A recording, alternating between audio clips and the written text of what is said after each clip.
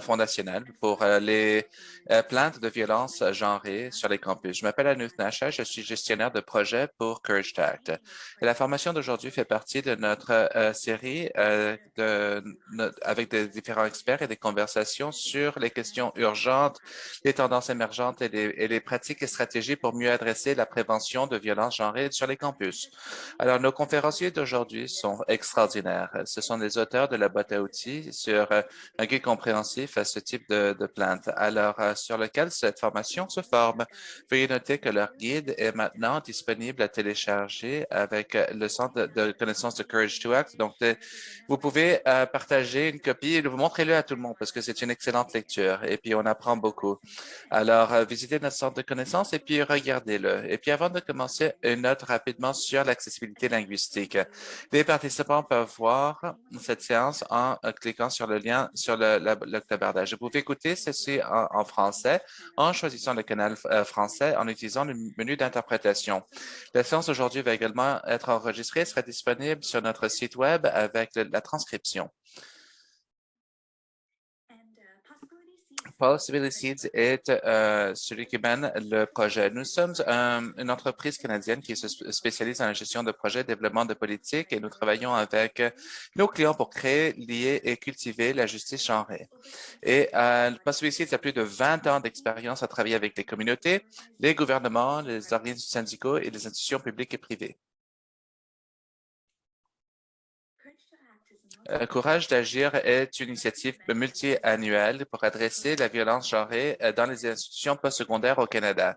C'est bâti sur les recommandations clés avec Possibility Seeds, avec son rapport Courage d'agir, le développement d'un cadre de travail national pour adresser et empêcher la violence genrée à des institutions. Notre projet est la première collaborative de ce type qui a rassemblé plus de 170 experts, plaideurs, défenseurs et penseurs à travers le Canada pour adresser la violence genrée sur les campus. Alors, je vais prendre un instant pour reconnaître nos agents de financement. Notre projet est possible grâce au soutien généreux du ministère de Femmes et d'équité des genres au Canada. Alors, on va commencer ceci en disant que ceci a lieu pendant et à travers tous les territoires non cédés autochtones. Nous reconnaissons que la violence genrée, c'est juste une forme de colonisation et pour marginaliser, déposséder les peuples autochtones de leurs terres et leurs eaux. Et notre projet essaie vraiment d'honorer ceci lorsqu'on travaille sur la décolonisation de ce travail de façon importante et puis de vraiment actualiser la justice pour les filles et femmes disparues, assassinées autochtones à travers le pays. Je vais prendre une pause parce que ce travail peut poser des défis. Plusieurs d'entre nous, nous avons peut-être notre propre vécu de survivre et d'appuyer ceux que nous aimons qui ont subi la violence genrée. Donc, un rappel qu'il faut s'engager dans cette conversation de façon à se soigner. Et vous pouvez visiter le soin personnel. C'est la page au site web de Courage d'agir. Avant de présenter nos conférenciers, une note rapidement, c'est que vous êtes invités à inscrire toutes questions dans les questions-réponses et on va afficher ces questions. On va les poser à la fin de la question. Et la question-réponse sera les dernières 40 minutes. Et puis, on va essayer de s'engager avec le plus de questions que possible avec le temps que nous avons ensemble. Dans la discussion, nous allons avoir un formulaire d'évaluation. Ce serait bien si on pouvait prendre quelques instants pour partager et télécharger ceci pour nous aider à améliorer. Ça, c'est anonyme. Et puis, suite à la séance, nous allons également vous envoyer par courrier une copie du formulaire d'évaluation et puis un lien au guide compréhensif. Et puis, je suis très emballé maintenant de vous présenter nos conférenciers d'aujourd'hui. Nous avons Deb Erks, qui est coordinatrice de réponse à l'Université d'Alberta et co-chef du groupe de travail d'adjudication, d'enquête et de rapportage.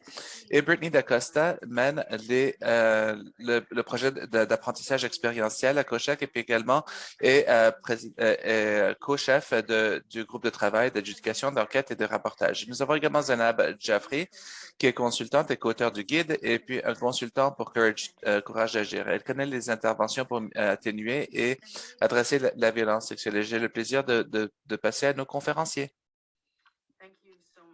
Merci beaucoup, Anouk, et merci beaucoup aussi pour vous tous pour être présents. C'était excellent de vous voir. Nous avons hâte à ceci. Aujourd'hui, nous planifions établir la base pour toute notre formation à l'avenir. Notre axe est de voir tous les principes concernant les trois standards fondamentaux pour les plaintes de violences genrées. Donc, nous avons les pratiques informées sur les traumatismes, la réduction du mal et comment un tout rassembler. Et on peut voir comment ceci peut se renforcer avec un processus de plainte qui est plus humain.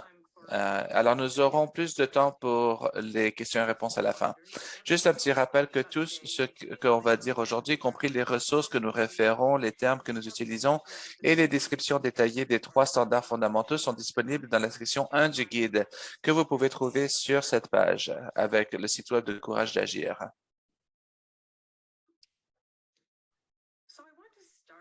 Alors, je veux commencer en situant le contexte de travail de notre monde des institutions postsecondaires. Ce type de plainte de violence genrée existe dans plusieurs différentes lois provinciales sur les droits de la personne, la vie privée, la santé, puis les différentes politiques intersectionnelles et procédures, conventions collectives, droits et responsabilités, code de déontologie et également les différentes déclarations, par exemple l'équité, la diversité et l'inclusion.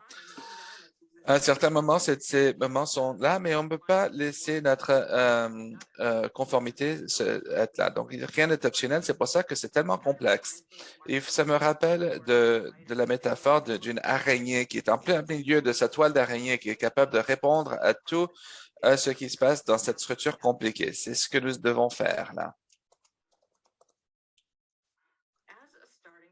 Et comme point de départ, il faut repenser l'objectif de ce type de plainte et puis de reconnaître que les plaintes et les processus des plaintes ne s'agissent pas de punir les comportements non désirables. Ça, ce n'est pas notre travail et ça fait très peu pour même lutter contre cette violence genrée ou les exigences de fournir un milieu de travail qui est sain. Alors, à travers le pays, nous avons vu les différentes, on prend la violence genrée sérieusement, mais on perd de vue notre objectif et il faut garder les choses en vue puis retirer les obstacles qui interfèrent avec la pleine participation de nos membres, les barrières comme la violence genrée. Ça, c'est notre travail. Alors, vous allez voir sur cette diapo certaines des différences entre les plaintes sur les campus et le système pénal. Et ce que je veux mettre à l'enfant, c'est que lorsque et nous voyons un peu ceci. Donc, il y a des survivants qui vont, et on présente des risques à notre institution. Et il faut rester vraiment sur notre propre voie lorsqu'on gère ces questions de justice genrée. Alors, c'est s'assurer que les pratiques politiques sont bien centrées dans la loi, en fait. Oui. Alors, si on passe à la première norme fondamentale, je vais décrire l'équité procédurale de façon, c'est évident pour le contexte. Ceci, qui est connu également comme la justice nationale, c'est un terme de la loi anglaise où le processus ou justice procédurale, ça décrit les protections requises lorsque les agents sont autorisés par les statuts de prendre des décisions qui ont un effet sur les droits, privilèges ou intérêts d'une personne. Malgré ce que plusieurs d'entre nous ont appris sur la justice procédurale et la façon dont je l'ai lu, c'est comme un droit pour les répondeurs. Ça consiste de deux droits fondamentaux, une audience juste, équitable et l'impartialité. Si on commence avec le droit à une audience, c'est important de savoir qu'une audience peut prendre plusieurs différents formats. Ça peut consister de documents écrits pour les différentes rencontres par téléphone ou des discussions aux différentes tables et faire face à des différentes rencontres ou des audiences, une combinaison de tous ces différents modes. Et puis, quelle que soit la forme que ça prend, ça doit fournir une opportunité raisonnable de remettre toute information que les parties croient qui est importante pour les prises de décision, pour que les décideurs sachent. Le deuxième droit, l'impartialité, ça se réfère à un processus non biaisé et avec un décideur non biaisé également. Alors, ces droits peuvent être ventilés dans des éléments spécifiques ou des pratiques pour s'assurer que ce soit respecté. Par exemple, lorsque nous considérons le droit à une audience, Afin d'être entendu, notre participant doit avoir une idée des éléments du cas et il faut leur donner des opportunités raisonnables pour fournir leur point de vue de ce qui s'est passé. Si on approfondit à comment nous pouvons garantir que les droits soient satisfaits, la divulgation raisonnable veut dire que ceux qui sont affectés par les décisions comprennent le processus qu'ils vont rentrer. Ils ont une idée des preuves qui sont reliées aux allégations et comprennent les conséquences potentielles associées avec les allégations et sont donnés assez de temps pour considérer et préparer leurs réponses. En ce qui concerne le droit de répondre, ceux qui sont affectés par les décisions ont des droits participatifs qui incluent le droit de répondre aux différentes informations qui sont liées à leur récit et leur événement. Ils ont le droit à une décision opportune et ceci est très important vu l'année académique et le cycle de vie et les contrats limités d'emploi. Un des avantages d'utiliser le droit administratif au lieu d'une approche criminelle, c'est que les questions peuvent ou devraient être résolues dans un moment bien plus court et ceux qui sont affectés ont également le droit de comprendre les raisons derrière une raison et à la fois sur s'il y a une violation des politiques et sur le résultat final. Si l'on passe au droit d'avoir des décisions non biaisées, tous les décideurs à tous les niveaux, y compris les enquêteurs, doivent être indépendants et sans conflit.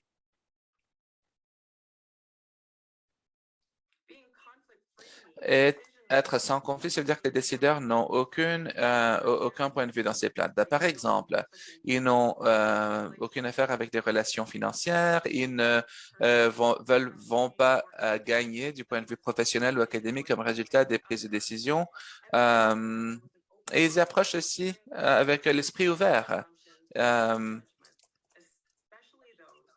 Et donc, surtout ce qui va avantager une partie par rapport à l'autre. Et ils vont baser ceci sur une analyse vraiment minutieuse de la question. Ça veut dire que le décideur également donne de nouvelles considérations, différentes circonstances et des preuves sans se fier sur les différents stéréotypes. Ça veut dire qu'ils comprennent les différents contextes et l'intersection avec l'oppression systémique et comment ceci pourrait s'appliquer aux plaignants, aux répondeurs et aux témoins.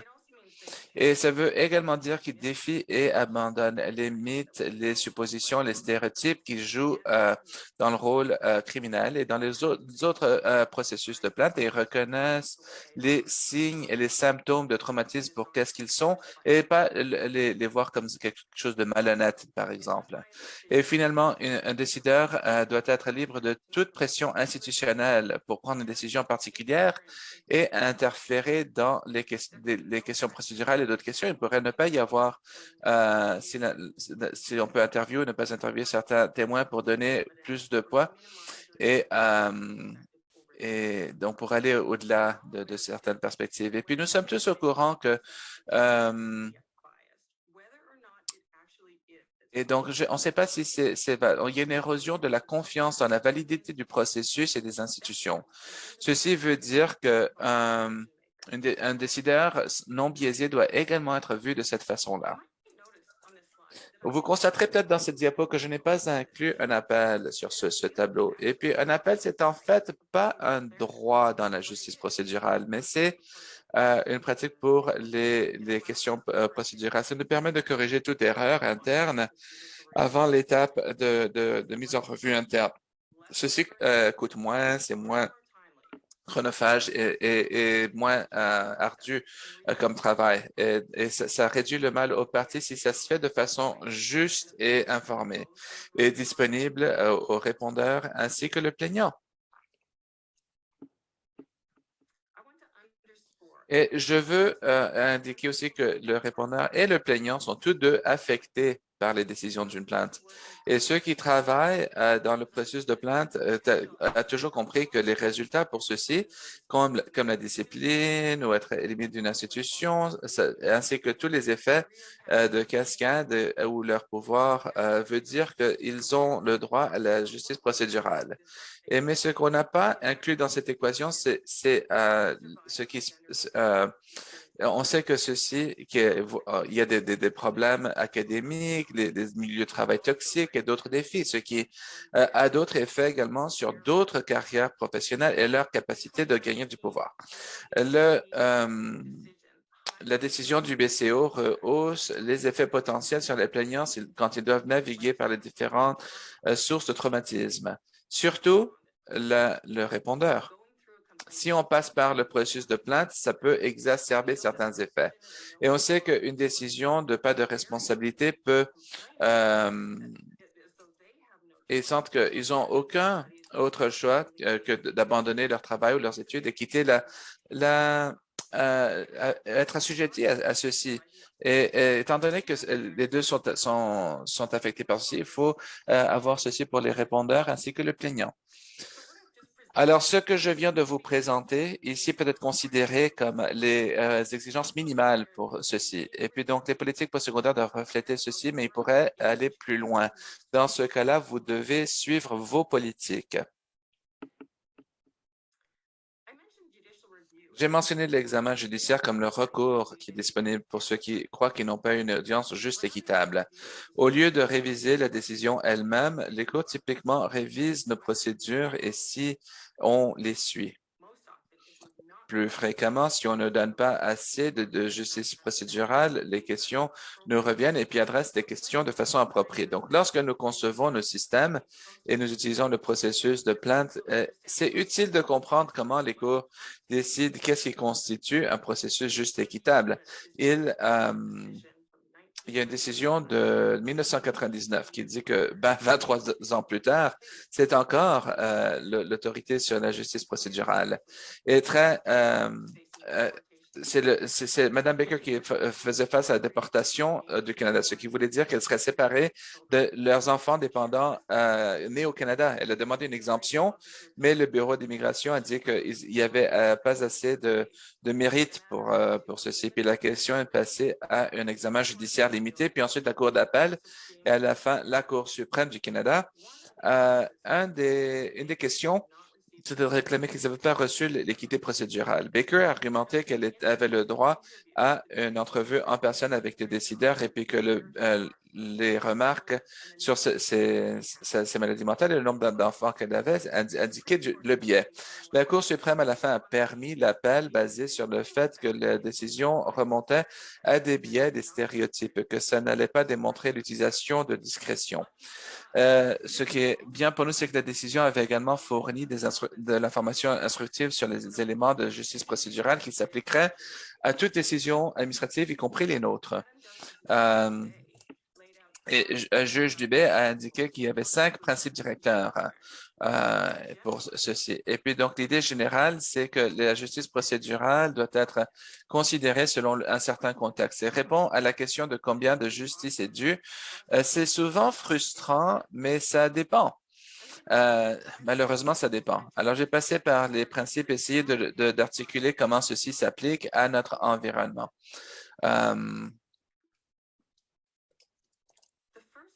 Le premier, donc, c'est dit que si les parties sont plus sérieuses, le plus de questions de justice doivent être mises en place. Alors, nous savons que la violence genrée, c'est une des questions les plus complexes à traiter. Puis, plusieurs supposent que ceci demande des différentes procédures.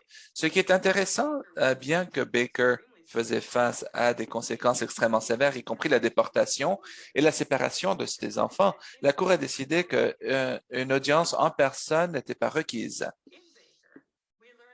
Dans Baker, on a appris que ce qu'on a notable, c'est des procédures de procès. Le plus haut, la norme où on va être détenu par la Cour.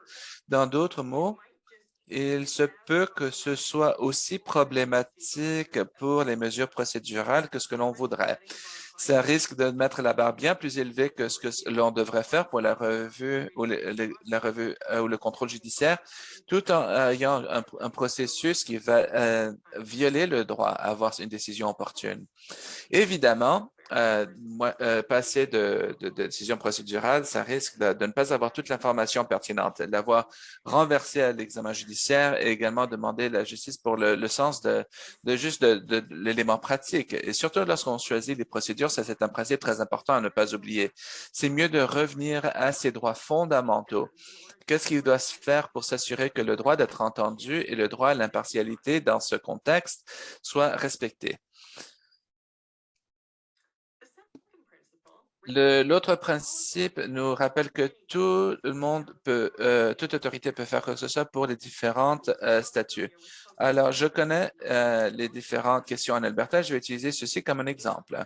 En Alberta, on a donné l'autorité avec le PSLA de discipliner les étudiants sujet à un appel au conseil. Donc, même si la justice procédurale ne garantit pas le droit à un appel, le processus de déontologie et de comportement des étudiants est là. Et puis, ce qui est le plus important, c'est que lorsqu'on conçoit des procédures où ceci est silence, il y a plein de places pour choisir des procédures qui fonctionnent dans une institution et de leur contexte spécifique.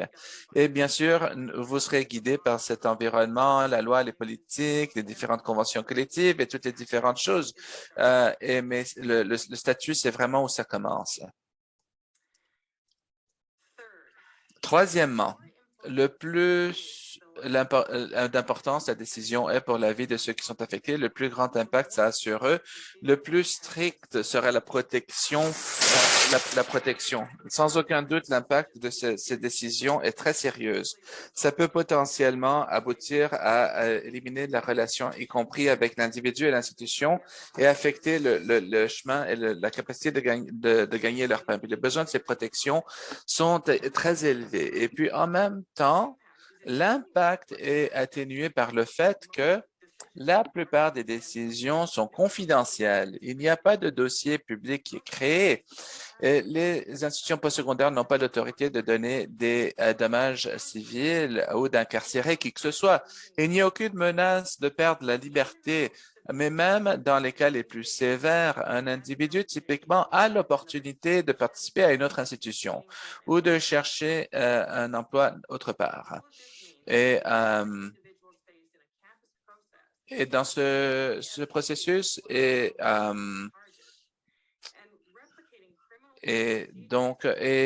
dans ces procédures, ce n'est pas, les procédures criminelles, ce n'est pas nécessaire et c'est en fait pas recommandé. C'est basé sur ce principe que nous avons une vraie idée de la justice procédurale. La justice procédurale, pour le plaignant aussi, étant donné que l'impact de la décision serait également sérieuse pour eux, y compris la séparation de l'institution et tous les autres effets liés à ça.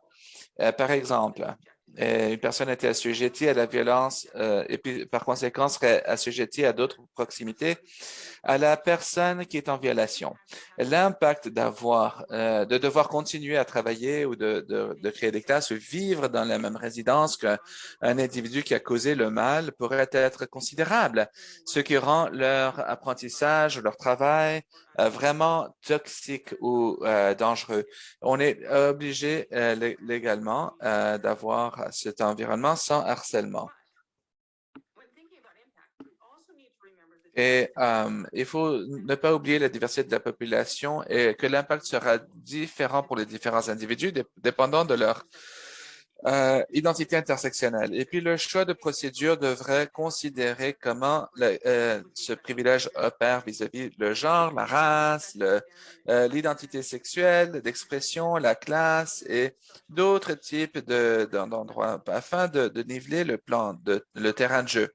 Et finalement, dans Baker, la Cour a également considéré l'impact des décisions sur ses enfants, même s'ils n'étaient pas des parties dans ce cas-ci.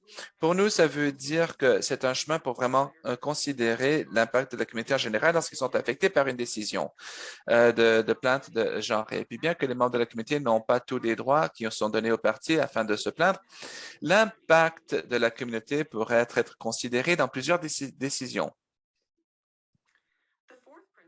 Le quatrième principe indique que les attentes légitimes d'un individu sont importantes. Lorsque la politique voit la procédure, par exemple, on ne peut pas contourner cette procédure, même si c'est permissible basé sur la justice procédurale, les parties se conforment à certaines attentes de plusieurs différentes sources. Peut-être qu'ils entendent d'un fonctionnaire postsecondaire. Ça pourrait être des pratiques typiques, même s'ils ne sont pas codifiés dans les procédures. Ça se peut qu'ils s'attendent à ce qu'ils voient dans les documents d'information, les sites web et d'autres sources.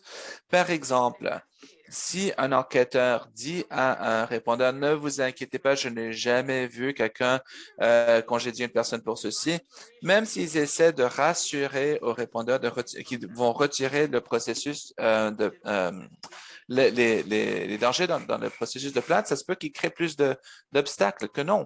Alors, le cinquième principe porte sur la différence dans l'institution. Une reconnaissance par les tribunaux que les gens qui ont des politiques et font des décisions sur ces politiques sont en fait les experts et savent quelles sont les procédures qui sont appropriées dans ces circonstances. Alors, ça, c'est des bonnes nouvelles et puis c'est une grande responsabilité chez nous. Ça veut dire que nous devons être des experts, nous devons connaître, former et avec ceci, je vais revenir à un de mes premières déclarations réitérées. Quel est leur objectif pour fournir un processus basé sur ceci? C'est essentiel pour démanteler les obstacles, pour avoir la pleine participation dans les différentes activités chez nos participants. Puis, tant que nos procédures et processus reflètent ceci, gardent cet objectif en tête, les cours vont continuer à reconnaître comme les experts. Lorsque nous passons à les objectifs punitifs et les procédures, on ne guide plus notre façon de faire. Finalement, les dernières décisions de la Cour suprême, ils vont montrer la différence, mais pas la foi aveugle sur les prises de décision. Vavilov indique que le standard pour juger l'équité dans ces décisions, ce n'est pas si une décision était correcte, mais si c'était raisonnable. Alors, Vavilov remonte la nécessité d'avoir de la flexibilité, de la discrétion, où le standard de raisonnabilité indique qu'il n'y a jamais juste une réponse unique. Lorsqu'on interprète une loi, par exemple, à la place, les cours vont évaluer si la décision est tombée tombe dans une portée raisonnable. Dans les institutions postsecondaires, c'est important d'articuler l'orientation vers l'équité ainsi que l'omission pour pouvoir démontrer la raisonnabilité d'une décision. Les raisons claires expliquent entièrement c'est juste, et puis ça montre le risque de l'institution. Et puis comme vous allez entendre de Brittany un peu plus tard, donc ceci est également informé par les traumatismes. Et ceci étant dit, je vais passer la parole à Brittany pour parler de l'autre norme de principe, de principe de pratique basé sur les traumatismes. Merci beaucoup, Dame. Et puis oui, clairement, ça c'est juste un exemple et j'espère qu'à la fin d'aujourd'hui, de la séance d'aujourd'hui, vous pouvez voir comment il est nécessaire pour renforcer ceci avec des différents processus et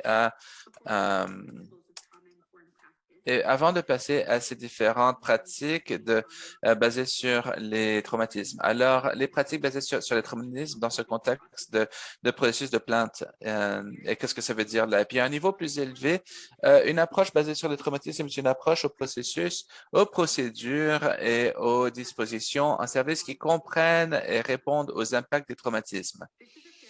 Ça, c'est très évident comme approche, mais qu'est-ce que ça veut dire lorsqu'on l'applique sous le contexte de processus complété? Sous notre contexte, comprendre et répondre aux impacts des traumatismes, ce n'est pas la même chose que de traiter le traumatisme.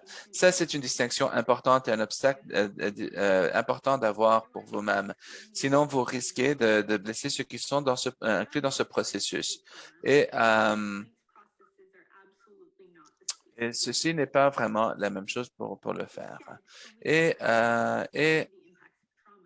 donc, et pour ceci, nous voulons dire également que nous devons reconnaître la nature, et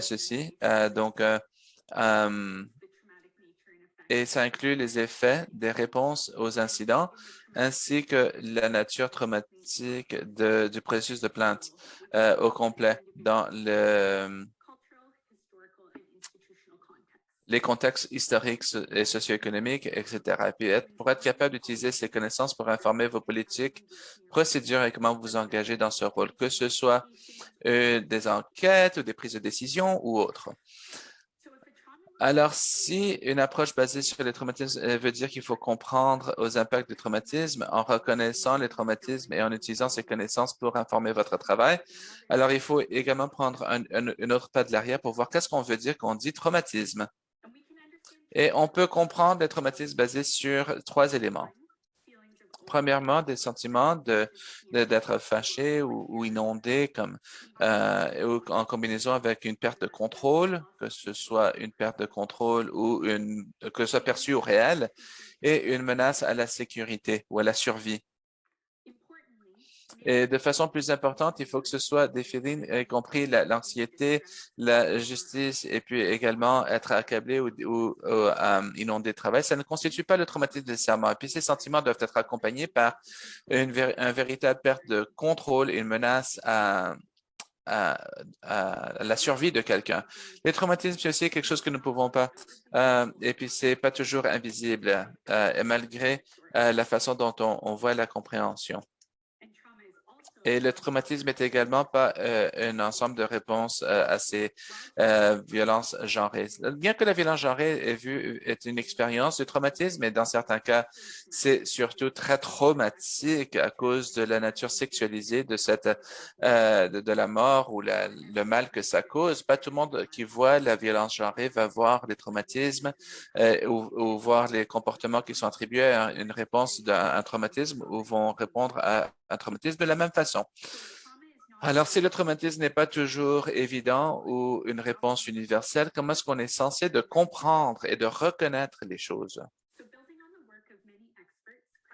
Si on bâtit sur le travail des experts, praticiens et académiciens, nous recommandons de prendre une introspective pour mieux comprendre les choses et puis ça va aider à capturer toutes les différentes subjectivités et expériences qui influencent si une personne va considérer que l'expérience sera traumatique et comment les traumatismes vont être manifestés. Et puis, ça exige les connaissances de ce qui est émotionnel, psychologique et physique comme réponse au traumatisme et comprendre comment ces réponses sont formées par les contextes sociaux, culturels, institutionnels et historiques. Comprendre comment les réponses au traumatisme sont formées par les expériences, les points de vue mondiaux et la positionnalité, ainsi que la conscience de pouvoir. Vous allez probablement connaître ou vous avez peut-être entendu les perspectives neurobiologiques lorsqu'on parle des traumatismes. Ça, c'est l'approche la plus fréquente pour comprendre les traumatismes. C'est la façon dont on comprend la façon dont les traumatismes forment les comportements de quelqu'un ainsi que leurs souvenirs. Sans rentrer dans trop de détails, lorsqu'une personne est en train de subir des traumatismes, ils sont tous les deux, il y a des effets conscients et inconscients. Et au niveau conscient, un événement traumatique peut avoir des craintes et l'anxiété qui peut avoir un impact psychologique. Au niveau sous-conscient, lorsqu'une personne voit un événement traumatique, leur circuit de défense est activé. Et puis, il y a des produits chimiques et des hormones qui vont déclencher certains comportements. Et puisque ceci prédomine le fonctionnement, tel que requis, et puis ça déclenche des réponses automatiques, une personne n'a pas le contrôle conscient de quelles seront ces différentes réponses. Les hormones de stress qui sont émises lorsque l'on active certaines CADs, ça a un impact sur le cortex cervical frontal qui gère le raisonnement, la logique, la résolution de problèmes, la planification et également les mémoires ou les souvenirs. Dans le guide d'introduction aux différentes pratiques informées sur le traumatisme, on rentre en plus de détails sur à quoi ça a l'air. Mais ce qu'il faut apprendre ici, c'est que le comportement d'une personne ainsi que leurs souvenirs sont impactés par le cerveau et leur réponse à un traumatisme. On reconnaît cependant que les perspectives neurobiologiques, bien que c'est nécessaire pour comprendre des impacts physiologiques et psychologiques au niveau, ça doit être supplémenté par un plus grand cadre de travail. Sinon, on aura une compréhension incomplète et puis un risque de pathologie et puis d'individualiser qu'est-ce qui sera mieux compris comme des violences structurelles et on limite notre capacité de comprendre les composantes correctement. Ce cas de travail plus large, ça comprend de comment une personne répond et voit les traumatismes est formé par le vécu de violences genrées et l'histoire de traumatisme et de différentes violences et abus, négligences, etc. Et bien que vous n'aurez pas cette information sur les gens qui participent dans ce processus de plainte, et vous ne devriez pas le chercher non plus parce que ce n'est pas pertinent. La plainte en question, c'est quand même important de comprendre que chaque personne aura son propre vécu qui va former la façon dont ils voient les réponses au traumatisme et à la fin leur expérience pour le processus de plainte. Ce qui est semblable, c'est que la façon dont quelqu'un répond à un événement traumatique est formée par un contexte plus général, y compris les contextes sociaux, culturels, historiques et institutionnels. Ça inclut l'oppression systémique qui est donnée par nos institutions et qui est donnée par les individus dans certaines communautés. En particulier, les violences structurelles et institutionnelles qui sont données sur les Noirs et gens handicapés. Ou souffrant d'une invalidité.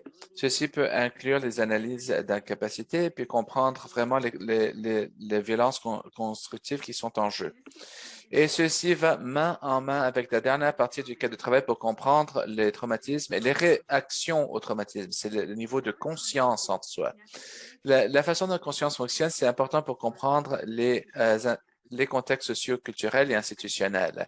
Et je pense que c'est introduit très clairement avec Dr. Nathalie Clark, et son travail nous permet de mieux comprendre les traumatismes avec les différentes réclamations intersectionnelles, m'a aidé à contester les perspectives néocoloniales sur ces différentes pratiques et que nous entendons souvent de façon plus prédominante. Dr. Clark dit que la définition des traumatismes et les définitions sont historiquement construites et définies et sont formées par l'intersection de facteurs structurels, y compris notre accès au pouvoir et notre expérience d'oppression. Ceci cite son article Shock and Awe, d'un article au chapitre 2 de notre guide. Alors voilà la référence. Lorsqu'on regarde le traumatisme également dans sa vue plus générale, l'expérience personnelle et le point de vue mondial et puis les contextes socio-culturels, institutionnels, l'histoire et la conscience du pouvoir, on peut mieux comprendre et reconnaître les traumatismes et que nous savons est une partie intrinsèque de ces différentes pratiques. Qu'est-ce que ça veut dire sur le contexte de processus institutionnel? Nous pouvons penser à ceci en vérifiant les deux principes prépondérants pour ce type de processus de plainte. Notre premier principe, c'est les connaissances de traumatisme et ses impacts doivent être intégrés dans toutes les politiques, procédures et pratiques. Pour appuyer la justice procédurale, permettre que les preuves soient récupérées de façon juste et impartiale et qui va donner des résultats justes et impartiaux. Et je veux revenir à la question d'impartialité que Deb nous expliquait. Donc, il faut que ce soit sans conflit. Ça inclut d'avoir une considération à certaines circonstances dans les preuves sans se fier trop sur les stéréotypes. C'est là où ce type d'approche peut intervenir. Lorsque nous pouvons comprendre et reconnaître les signes et symptômes du traumatisme et comment quelqu'un va vivre le traumatisme dans le contexte plus général, on peut traiter les stéréotypes comme pourquoi est-ce qu'ils n'ont pas riposté, pourquoi est-ce qu'ils ne se souviennent pas, pourquoi ils ne sont pas en train de montrer des émotions que je m'attends à ce qu'ils voient. Et on peut voir quelles sont les circonstances et les preuves de façon plus précise.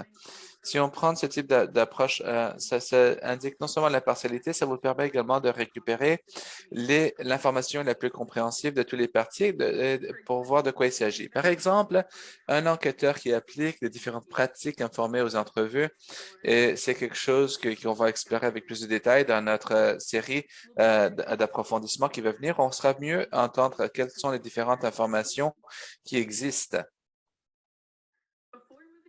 Avant de passer au principe suivant, on veut adresser deux méconceptions de différentes pratiques et leur relation avec la justice procédurale.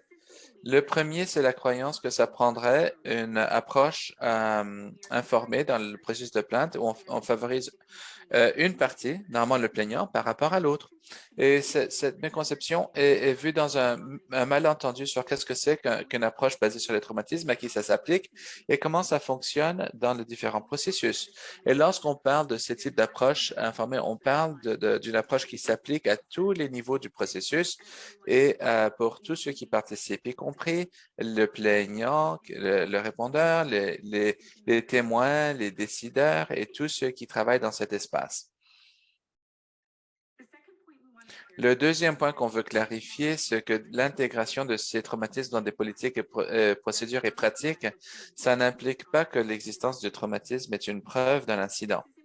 Ceci est important à rehausser pour plusieurs différentes raisons, mais celle que je vais réitérer ici, c'est que toutes les personnes voient les traumatismes de façon différente.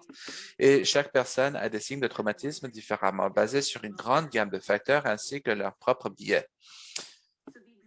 Alors, l'existence d'un traumatisme et ce que l'on perçoit comme étant un traumatisme, ce n'est pas une preuve qu'une incidence de violence genrée a eu lieu. Donc, ni l'absence de traumatisme, ce que l'on perçoit comme étant l'absence d'un traumatisme n'est pas une preuve qu'il n'y a pas eu de violence genrée.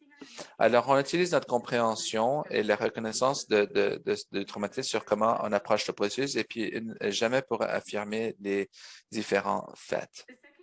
Le deuxième principe de pratique basé sur le traumatisme dans ce processus, c'est que les connaissances du traumatisme et ses impacts doivent être intégrées dans toutes les politiques, procédures et pratiques afin d'éviter la retraumatisation et d'atténuer le mal pour toute personne qui est engagée dans un processus de plainte. Une stratégie importante pour ce principe, c'est d'approcher toutes les interactions comme si les traumatismes sont présents, reconnaissant que tout le monde qui vient au traumatisme a ses propres histoires de traumatisme et en sachant que tout le monde va montrer ou pas montrer des symptômes différemment. Ceci crée un processus plus sécuritaire. Ça permet aux parties de participer de façon plus générale dans le processus et protège contre le traitement discriminatoire. Et donc, par exemple, dans certains cas, les stratégies comme le trouble de stress post-traumatique, les deux sont reconnus comme des problèmes de santé mentale ou de troubles mentaux. Donc, ils sont protégés contre la discrimination liée à leur invalidité. Si on comprend le traumatisme et ses impacts, on peut créer des traumatismes et des environnements qui fonctionnent pour éviter les différents déclencheurs et pour répondre à des différents déclencheurs non anticipés pour appuyer la sécurité et réduire le mal, mais n'a pas une tentative de réduire le traumatisme. Mais pour revenir à la justice procédurale, il y a des exemples ici d'attentes légitimes. Tel qu'expliqué par Deb, les attentes d'une personne sont importantes vis-à-vis de la justice procédurale.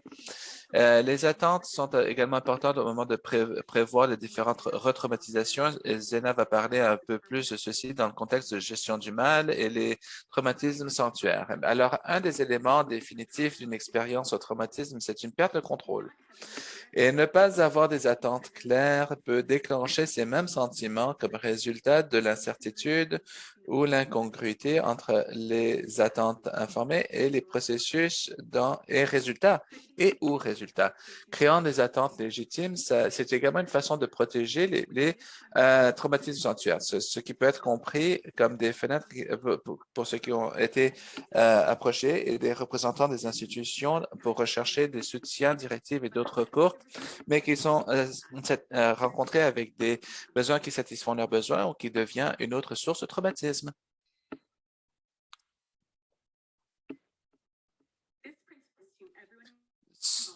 Ceci inclut tous ceux qui participent dans le processus de plainte. Donc, pour un plaignant, ceci a l'air à un travail actif contre la retraumatisation, l'accommodement des besoins psychologiques, physiques, psychologiques, émotionnels et reconnaître qu'on peut peut-être utiliser l'autonomie et l'expertise sur leurs besoins, anticiper les besoins de pratique et reconnaître l'autonomie d'un survivant et son expertise par rapport à ses propres besoins.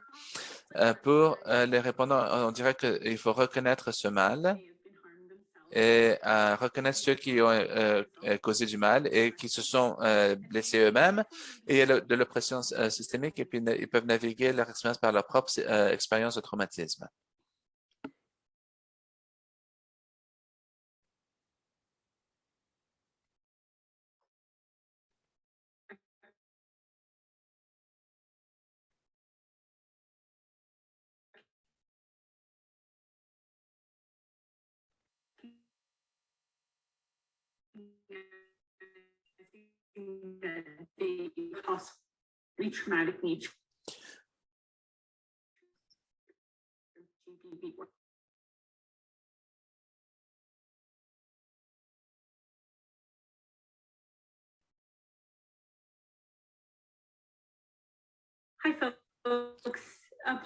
Bonjour, je m'excuse. Je viens de recevoir, on m'a expulsé de Zoom à l'instant. Je m'excuse. Alors, bien que l'on regarde cette approche, c'est essentiel pour protéger contre la retraumatisation.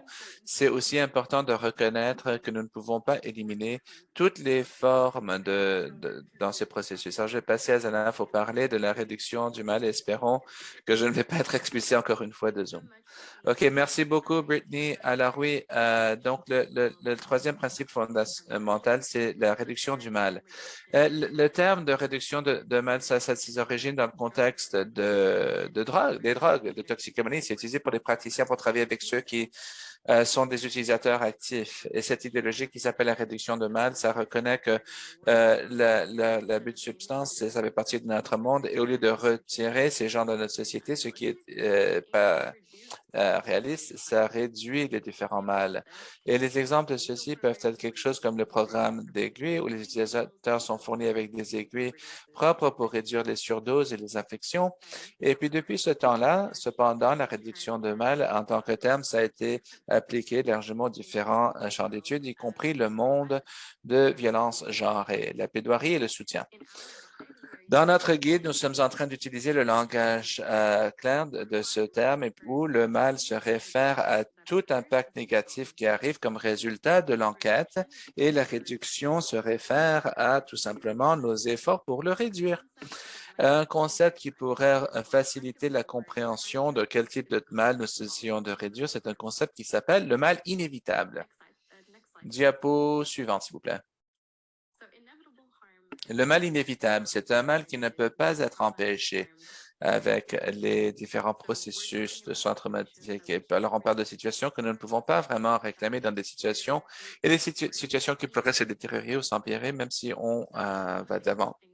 C'est donc penser à des choses comme les circonstances imprévues qui arrivent si souvent lors d'enquêtes, par exemple, les délais, vous ne pouvez pas contacter un témoin, un répondeur dans des pires scénarios, il y a des représailles sur le plaignant ou peut-être la confidentialité est enfreinte. Et puis, toutes ces choses-ci de côté, c'est le mal de tout simplement discuter l'incident comme soi et de présenter quelque chose. Et bien que les processus sont bien pensés, c'est vraiment très difficile à discuter et à partager ça. Et il y aura sans aucun doute des impacts négatifs qui seront ressentis à travers, qui seront inévitables et difficiles de planifier. Diapo suivante, s'il vous plaît.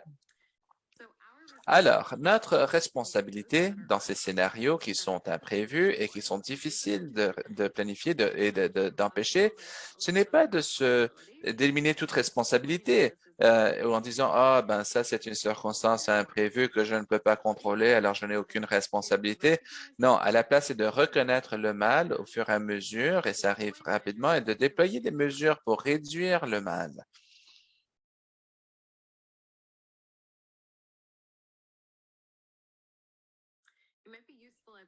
C'est peut-être utile en ce moment-ci de différencier entre ces différents soins basés sur le traumatisme et la réduction des traumatismes.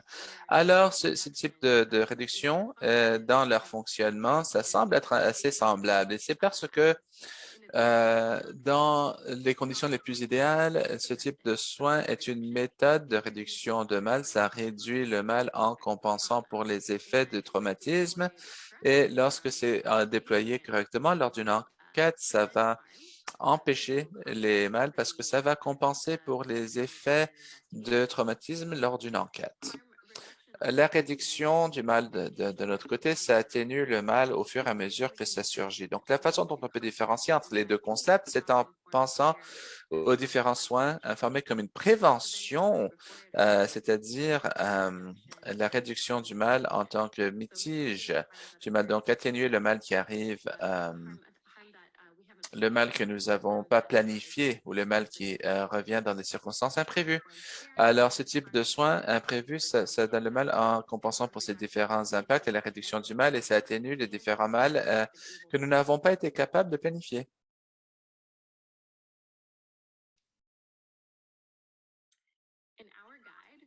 Dans notre guide, nous offrons des stratégies à chaque étape du processus afin de réduire le mal inévitable au fur et à mesure que ça surgit, puis des exemples sur comment atténuer ce mal au fur et à mesure que ça surgit.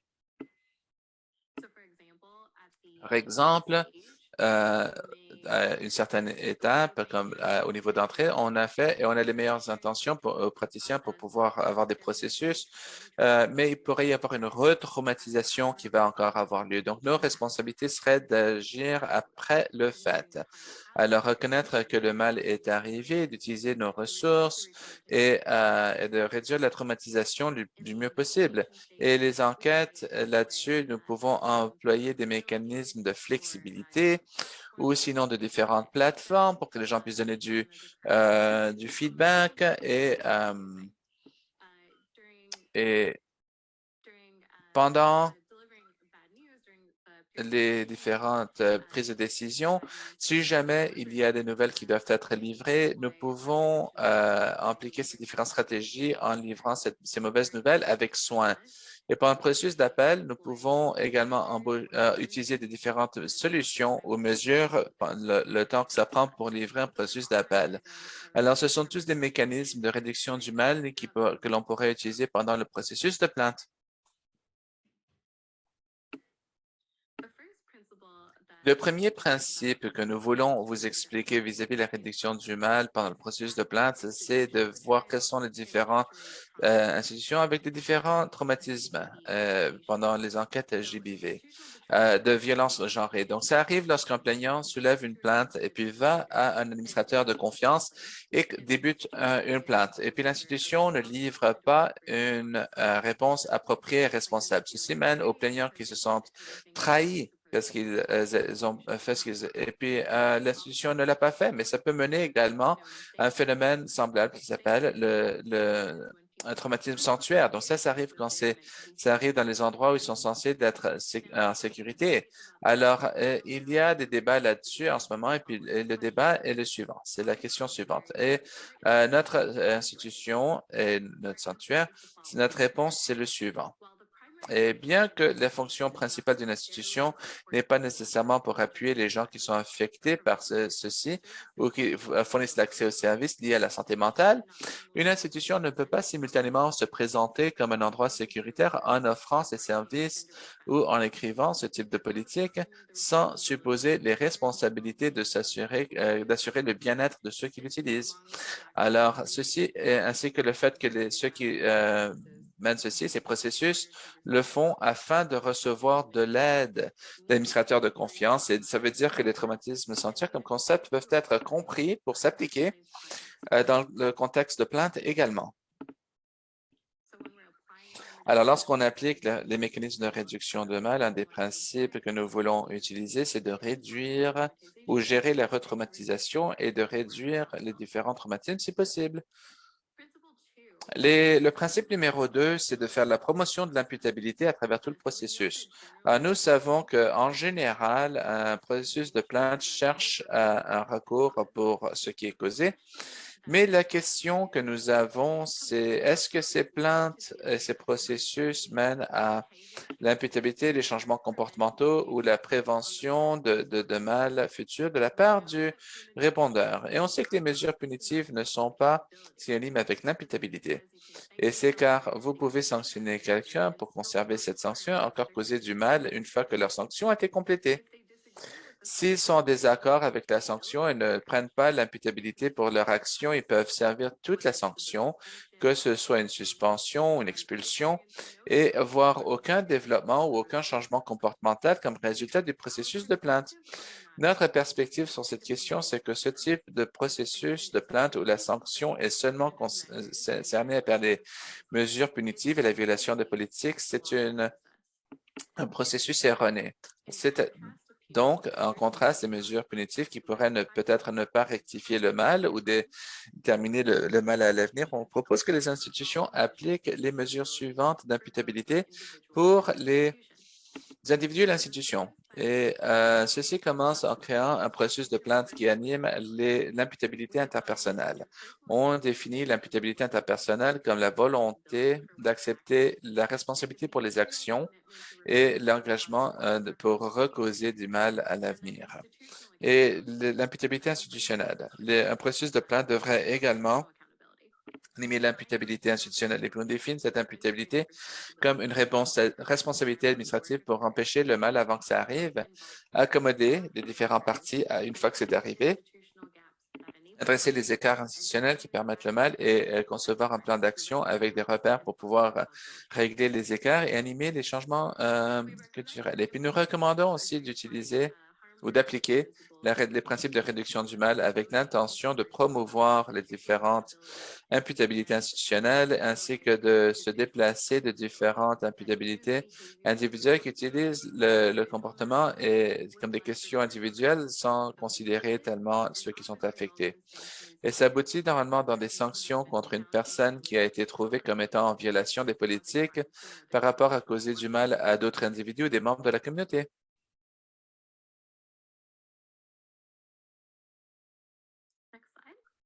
Diapo suivante. Le principe final de réduction du mal est d'appliquer la réduction du mal dans un processus de plainte. Ça indique que la réduction du mal devrait être utilisée pour maintenir l'intégrité de l'enquête. Et une enquête est seulement aussi efficace que la qualité de l'information reçue par les témoins, les répondeurs et les plaignants. Comme Brittany a décrit, le traumatisme peut avoir un problème important sur ceux qui participent pleinement à ceci. Lorsqu'un processus peut contrer les impacts d'un traumatisme pour les parties impliquées, ça augmente la qualité générale des enquêtes lorsque les participants sont mieux capables de combler leur rôle en tant que contributeurs et en compensant pour les impacts des traumatismes et puis en personnalisant les enquêtes de façon à ce que ça puisse prévoir ou s'attendre à ce que les traumatismes puissent donner un meilleur traumatisme en général. Et puis, d'autres choses, c'est de reconnaître le processus de plainte et de prendre des étapes pour les atténuer. Ça réduit le potentiel pour avoir un examen judiciaire, des plaintes aux droits de la personne, les actions civiles ou d'autres plaintes aux entités externes. Ceci est mieux compris lorsqu'on regarde quels sont les rôles des plaignants, des répondeurs et des témoins. Ils sont l'enquête, ils sont le fournisseur d'informations qui bâtit ce rapport qu'un enquêteur remet à un décideur. Et si la qualité de cette information n'est pas là, l'enquête est également nuit. Alors, quand le témoignage est récupéré, puis le mal est par les deux parties, ça a un effet sur la qualité de l'enquête et ça a un effet sur la qualité du rapport et même la qualité de la décision. Ça a une conséquence future pour atténuer les risques pour toute la communauté qui est affectée par l'enquête. Alors, la réduction du mal devrait aussi être utilisée pour maintenir l'intégrité du processus d'enquête en question. Alors, où la qualité d'une enquête pourrait être définie comme le degré auquel l'information est récupérée de façon adéquate et bien évaluée, nous pouvons comprendre que la qualité peut être compromise lorsque les traumatismes n'est pas considéré. Alors, une enquête qui considère ces choses-ci sera de qualité plus élevée et les résultats de l'enquête seront aussi de plus haute qualité et tout le processus sera amélioré. Alors, si on rassemble le tout, on peut voir que si on met sur place la réduction du mal au fur et à mesure qu'il y a le mal à travers le processus, alors lorsque la plainte est reçue, lorsque c'est enquêté, ça améliore le processus d'enquête et ça réduit la quantité d'appels qui pourraient arriver comme résultat du processus et ça améliore aussi le processus d'enquête pour toutes les parties intéressées.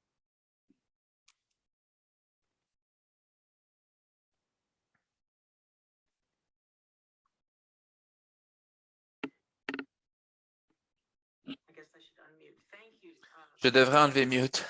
Oui, non, merci. Merci, Zana et Brittany. Alors, on veut maintenant tout réunir pour créer le point que ces trois standards fondamentaux travaillent en tandem, l'un avec l'autre au lieu de l'un contre l'autre. Ayant révisé les trois standards, on veut tout rassembler.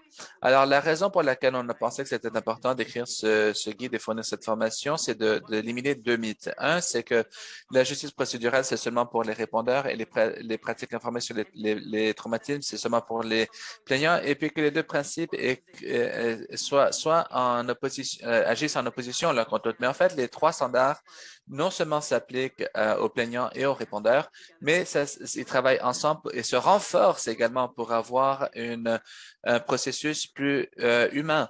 Et laissez-moi illustrer ceci en rehaussant certains des points communs entre les différents standards.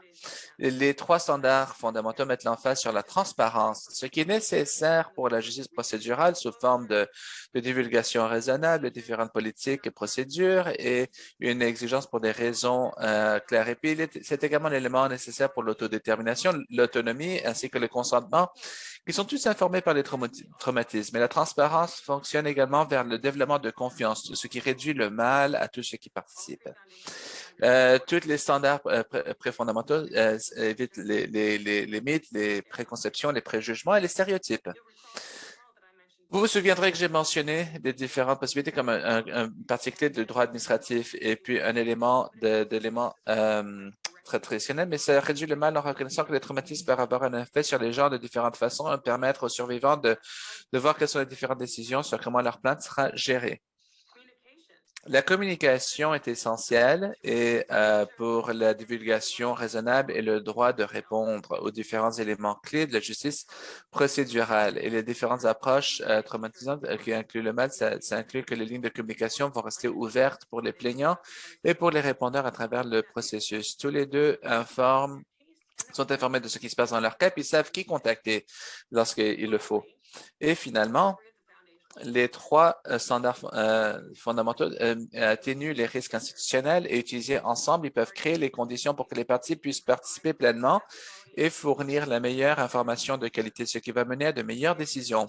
Ça réduit la chance d'avoir des actions légales et ça augmente la chance de réussir si jamais ça va arriver et appuie les plaignants et les répondeurs dans leurs différentes plaintes et puis de travailler vers l'accès égal arrive à une expérience plus humaine. Et ceci se traduit dans une plus grande confiance en le processus de plainte et les gens qui participent là-dessus, ce qui mène à une plus grande ouverture et une capacité ou volonté d'agir dans ce processus et la rétention de nos étudiants et employés un environnement plus sécuritaire et puis les processus de campus qui sont justes pour tous les parties.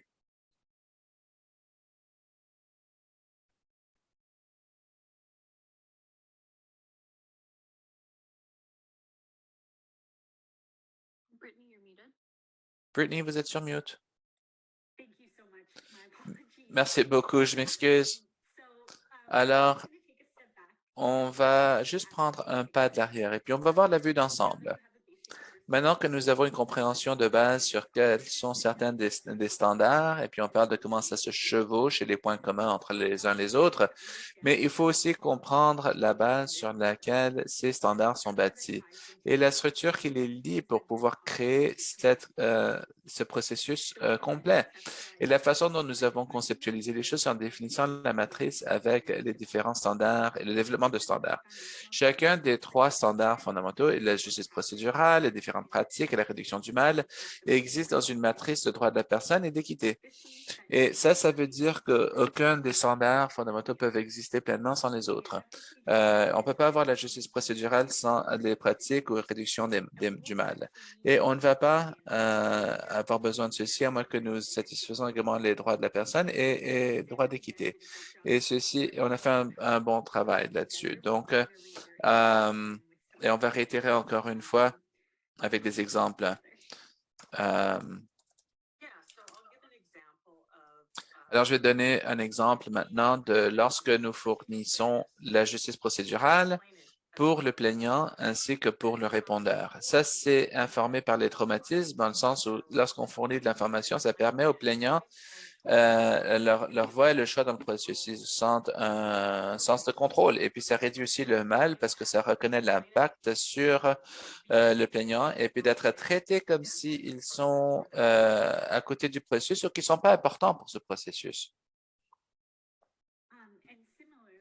Et de façon semblable, les différentes pratiques sont justes du point de vue procédural dans le sens où ça permet que les preuves soient récupérées et d'évaluer le travail précis en voyant quel est l'impact sur le traumatisme et le comportement, ce qui permet des bonnes décisions et des bons résultats.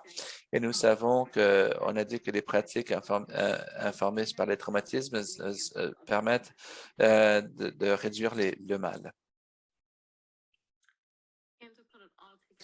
Pour tout mettre ensemble, réduire le mal pour ceux qui participent dans ces enquêtes, ça améliore l'enquête elle-même. Les parties à une plainte sont des fournisseurs de témoignages et lorsque nous réduisons le mal dans l'environnement et où ils fournissent des témoignages, on augmente les enquêtes et puis on augmente la justice procédurale dans le processus qui a lieu.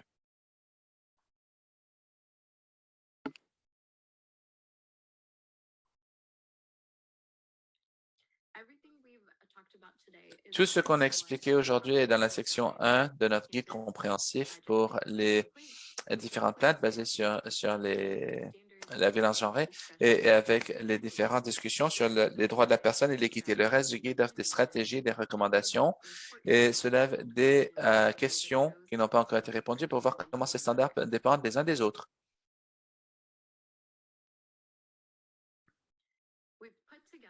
On a une série où on peut creuser davantage et sur la réduction du mal. Et on voit différentes étapes dans le processus de plainte, que ce soit au niveau du départ jusqu'à la fin, l'adjudication. Et on peut voir également les mesures intérimaires et les différentes enquêtes. Alors, ces séances seront un excellent endroit pour apprendre comment vous pouvez appliquer ces stratégies dans vos rôles et dans vos institutions, et rencontrer d'autres pour développer des réseaux et puis penser à certains des barrières et des défis dont vous faites face. Nous offrons également d'autres séances spécifiquement sur la réduction du mal qui va regrouper tout le processus de plainte sous un objectif de réduction du mal. C'est vraiment une séance fondamentale pour tous ceux qui travaillent dans ces espaces et puis ça aura lieu en début mars. Nous recommandons que tout le monde participe à la première séance de réduction du mal et que vous soyez avec nous avec les autres séances approfondies pour obtenir le plus possible dans cette série. Ceci étant dit, on veut avoir une idée de qui s'intéresse à participer à cette série.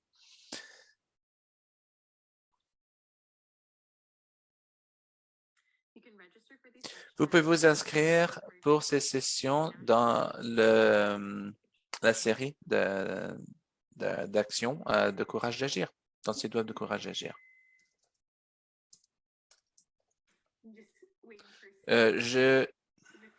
J'attends quelques autres réponses qui vont arriver. OK. On va attendre un petit peu. Il devrait y avoir... Ah, voilà. On dirait que il va y avoir beaucoup d'assiduité. Merci beaucoup. Alors, on a hâte d'apprendre davantage là-dessus. Et le guide, ce n'est pas pour les praticiens qui se trouvent dans un processus de plainte. Nous l'avons écrit en considérant aussi les survivants, en se demandant comment les choses fonctionnent, les gens qui appuient les gens lors du processus, les gens qui financent les processus, les gens qui et ceux qui appuient les gens. Donc,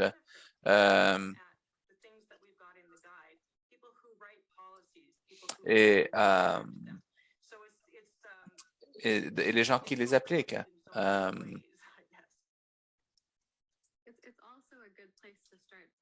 Et c'est excellent pour les chefs étudiants qui développent des politiques sur leur campus. Alors, pour des endroits où les politiques sont sous-développées ou peut-être dans une période de révision des politiques, je pense que ces séances pourraient être une bonne ressource pour les étudiants qui reviennent aux institutions et qui disent, écoutez, c'est surtout pour les leaders qui veulent participer à ces sessions.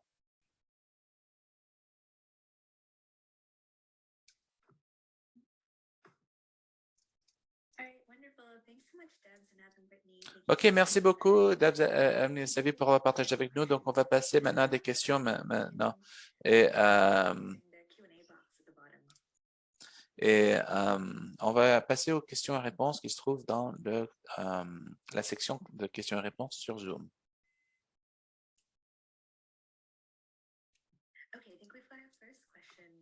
Et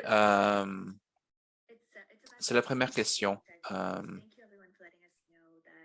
Merci pour nous faire savoir qu'il y avait des problèmes techniques. Alors, ne vous inquiétez pas, on va régler les problèmes techniques juste après ce webinaire et vous pourriez vous inscrire très bientôt. Et puis, dans quelques instants, je vais mettre le reste en clavardage, donc vous pouvez vous inscrire là-dedans aussi.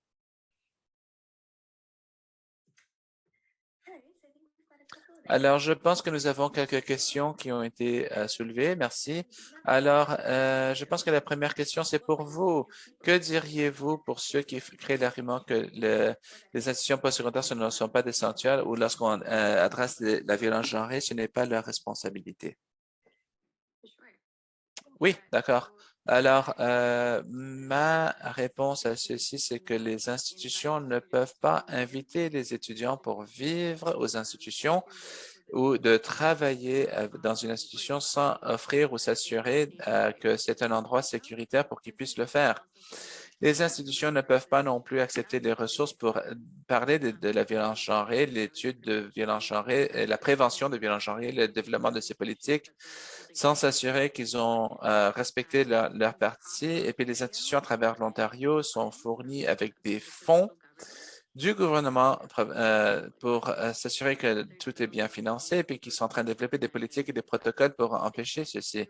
Et on ne peut pas faire ces choses-là pour s'assurer que ce n'est pas des sanctuaires et que ce n'est pas leur rôle. Et lorsqu'ils vivent et travaillent aux institutions, alors nous devons nous assurer que ces endroits sont sécuritaires pour qu'ils puissent aller de l'avant. Et vu le fait qu'il y a des lois pour clarifier que dans des environnements, et puis ceci doit être adressé, il y a le fait aussi que les étudiants dépendent de leurs institutions de façon à aller de l'avant. Donc, et ils dépendent de soutien financier, par exemple, et puis ils dépendent de différentes institutions pour le soutien académique.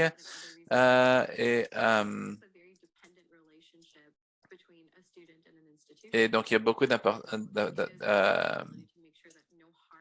Et il faut s'assurer qu'il n'y ait pas de mal dans un environnement de confiance. Les étudiants ont confiance à nous pour s'assurer qu'ils ont le logement, qu'ils ont le soutien académique, etc. Donc, quand cette violence lorsque cette confiance est violée, donc c'est ça, c'est là où il y a des problèmes. Donc, les institutions sont des entités académiques et leur responsabilité est d'aller dans l'objectif d'obtenir un emploi et de se diplômer. C'était également une relation différente dans le fait où ils dépendent beaucoup des institutions. Donc, la confiance qui est là doit être maintenue.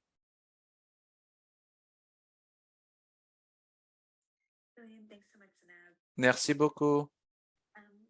Alors, il y a d'autres questions.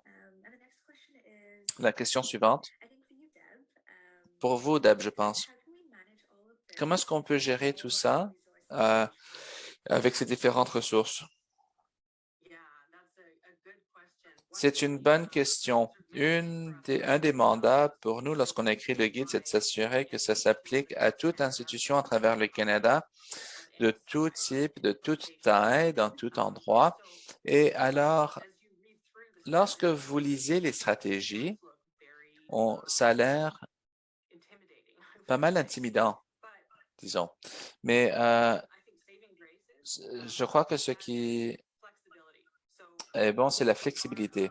Alors, nous avons le droit d'être flexibles dans la façon dont on fournit la justice procédurale, dépendant du contexte. On peut considérer les différentes ressources dans l'institution et ça, c'est une façon dont nous pouvons tous les deux accommoder les étudiants, mais également accommoder nos propres budgets pour un manque de ressources. C'est également possible d'être partenaire avec d'autres institutions et d'autres organismes communautaires. et d'autres choses que vous ne pouvez pas nécessairement fournir vous-même, mais vous pouvez vous brancher les étudiants à d'autres et d'autres aspects pour pouvoir développer cette capacité. Et je pense que oui, ça a l'air pas mal difficile et puis nous ne serons jamais parfaits. Personne ne sera parfait. Mais faire les efforts nécessaires, un véritable effort, en fait, ça va loin vers la satisfaction de ces objectifs. Donc, je pense que c'est important de noter aussi que vous ne devez pas être parfait, mais vous devez essayer néanmoins. Merci beaucoup, Deb. Alors, nous avons encore une autre question et la question, c'est que vous avez dit dans l'outil, c'est très compréhensible. Alors, merci beaucoup pour ce travail. Et, mais la question, c'est sur le travail sur les différents partenaires sur les campus qui sont dans la prise de décision, dans ces différents processus où la prise de décision est juste une petite partie du rôle général. Donc, si vous voulez penser un peu aux différentes séances comme ceci, puis lire toutes les boîtes à outils, ça peut être un peu difficile de s'assurer que toutes les bonnes personnes sont en train de voir ces ressources et s'engager avec le tout. Alors, quel conseil avez-vous pour partager ces ressources et pour avoir vraiment le soutien de tout le monde sur les campus?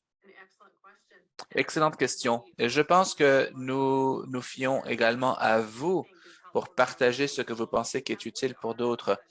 Nous sommes en train de faire de notre mieux pour fournir la formation de façon à ce que ce soit réussi pour les gens pour ne pas prendre le temps que les gens n'ont pas. En même temps, dans mes propres décideurs, je n'ai pas le temps pour ceci et je ne vais pas le faire. Donc, comment est-ce que nous allons à ce moment-là appuyer ceci dans nos propres institutions? Et peut-être que c'est en vous rendant vous-même un expert. Donc, une des choses que nous voulions dans ce guide, c'était de dire, écoute, nous ne sommes pas les experts. On n'a jamais commencé comme les experts. On a fait pas mal de recherches et on a tout fait ensemble. Mais si vous êtes placé dans votre institution pour être capable d'utiliser ces ressources et vous pouvez utiliser ceci dans vos propres institutions pour ceux qui ne le peuvent pas. Et même pour établir un courriel en disant, hey, ça pourrait vraiment, ça pourrait être spécifique à ce que l'on fait et ce type de choses. Alors ça, c'est très utile. Et au lieu de juste dire que tout le monde, vous devez lire le guide au complet, puis on sait comment c'est irréaliste. Alors, et toute l'étape que l'on peut prendre pour aller de l'avant, pour garder la conversation, moi, j'ai pour créer des experts à travers le pays. Ça, c'est très, très utile.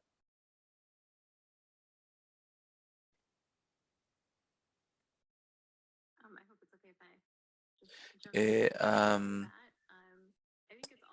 je pense que c'est aussi très réaliste de voir ceci. Et c'est pour moi, et on va travailler pour ceci.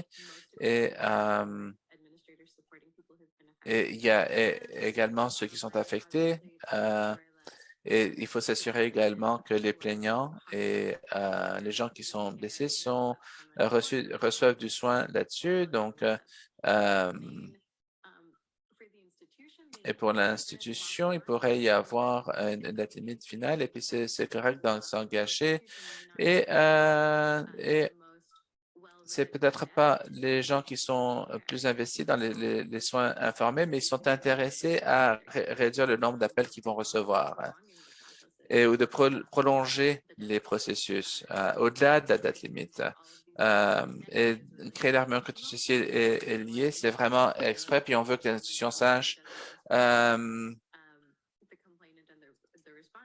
et le plaignant et le répondeur, c'est un avantage sur l'institution aussi parce que lorsque personne et la justice procédurale est là, il y a des raisons pour demander des révisions, ça réduit les échéanciers, puis ça rend le processus bien plus gérable pour tous, y compris les institutions.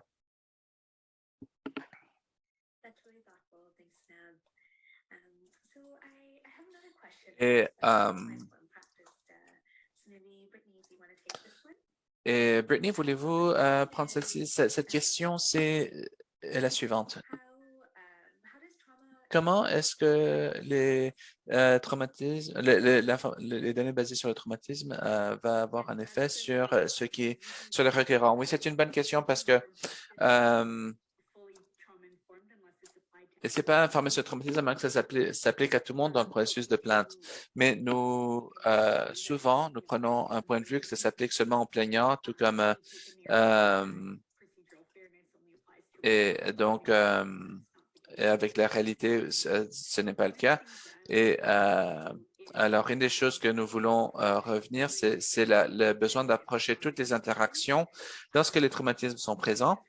Et parce qu'on sait que les expériences et l'histoire des gens et des oppressions systémiques, ça s'est calculé dans la façon dont une personne va vivre et répondre au traumatisme. Et en fin de compte, leur capacité de participer seulement dans le processus.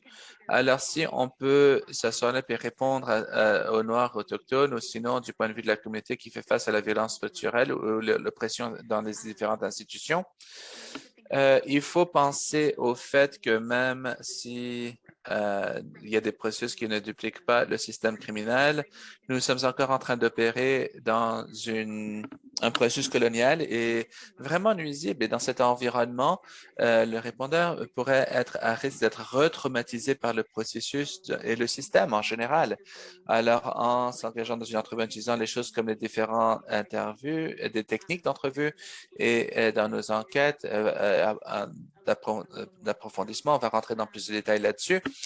Mais lorsque vous le faites, l'approcher comme si les traumatismes sont présents, vous pouvez appliquer ces techniques et vous aller de l'avant avec les entrevues avec les répondeurs pour vous permettre de récupérer plus d'informations complètes et aussi s'assurer que ce n'est pas déclenché dans le processus afin d'empêcher le mal et puis également pour s'assurer qu'ils sont capables de participer pleinement, ce qui est nécessaire pour la justice procédurale. La façon dont j'ai noté les choses, c'est que ces différentes pratiques informées sur le traumatisme s'appliquent à différents points pour les plaignants. C'est un point d'entrée différent pour eux. Merci beaucoup, Brittany, pour cette excellente réponse. Et puis, il y a une question de suivi également. Alors, la question, c'est comment est-ce que vous pouvez donner la justice procédurale pour les plaignants lorsque la politique ne le permet pas? Je vais répondre à cette question. Alors oui, ma propre politique ne reconnaît pas les plaintes comme étant quelque chose qui exige la justice procédurale. Et je pense que je veux commencer avec le concept que la justice procédurale n'est pas vraiment une ressource infinie. Ça ne retire pas un si vous le donnez à l'autre. Ça, c'est vraiment un point important. C'est que de donner la justice procédurale ou permettre la justice procédurale pour un plaignant ne va rien retirer d'un répondeur. Mais si votre politique ne permet pas par exemple, que le plaignant soit un parti dans la plainte et les traite comme un témoin seulement, il y a encore des choses que vous pouvez faire en ce qui concerne les communications, la transparence, les différentes pratiques et toutes ces choses-là. Dans plusieurs d'entre eux, les politiques vont être tranquilles là-dessus ou ne rien dire là-dessus. Donc, vous pouvez engager ces différentes mesures. Donc, et certains ont l'air à la justice procédurale. Et même si la politique ne dit pas que un plaignant est un parti qui a le droit à la justice procédurale.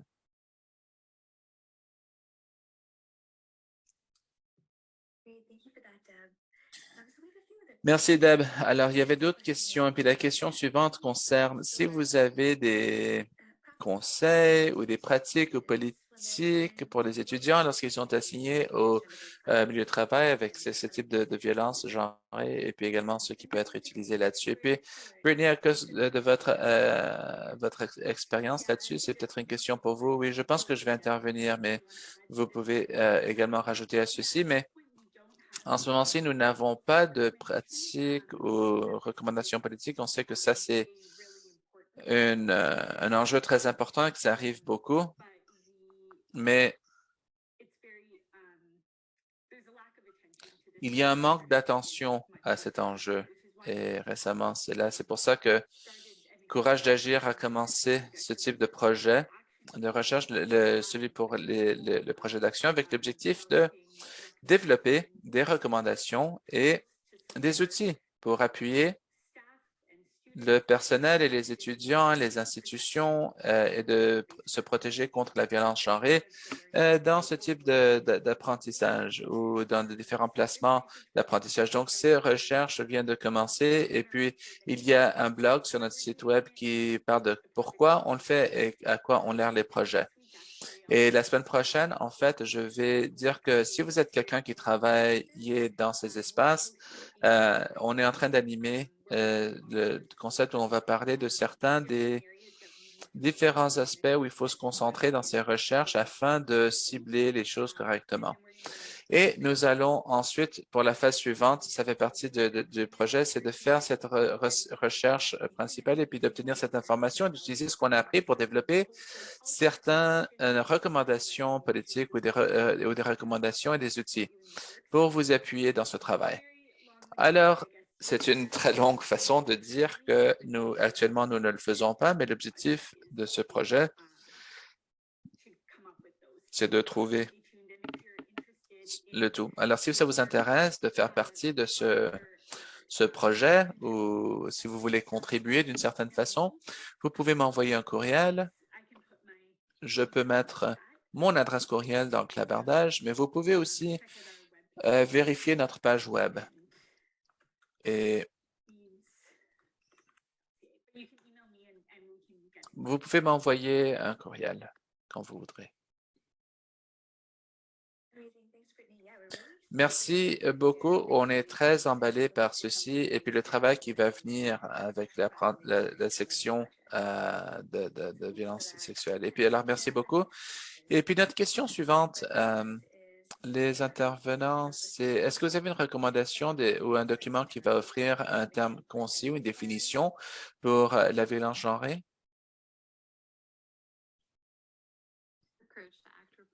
Le rapport de courage d'agir qui est là, ça a une définition très exhaustive de ceci. Puis vous pouvez le trouver gratuitement sur le site web de Courage d'agir. C'est celui que je suggère.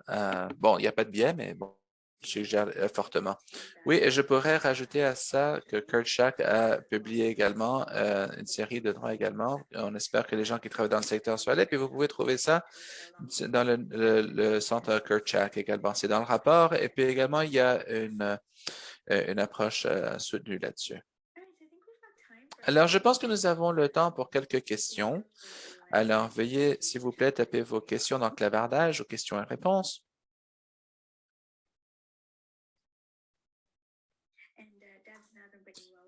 Et pendant que l'on attend pour est-ce qu'il y a d'autres choses que vous voulez rajouter à la conversation?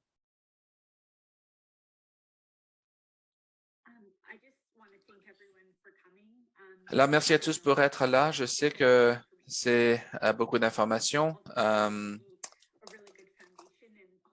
et ce sera une bonne base. Et j'espère qu'on vous verra dans notre séance plus approfondie. Et je vais rajouter à ceci que nous sommes en train d'offrir cette séance encore 3 fois, en plus de signaler sur le site web. Et nous apprécierions votre rétroaction. Donc,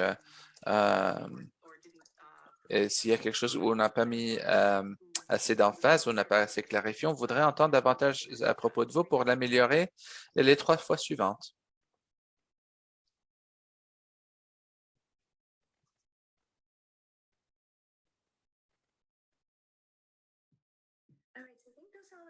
Alors, je pense que ce sont toutes les questions que j'ai vues dans les questions et réponses et dans le clavardage.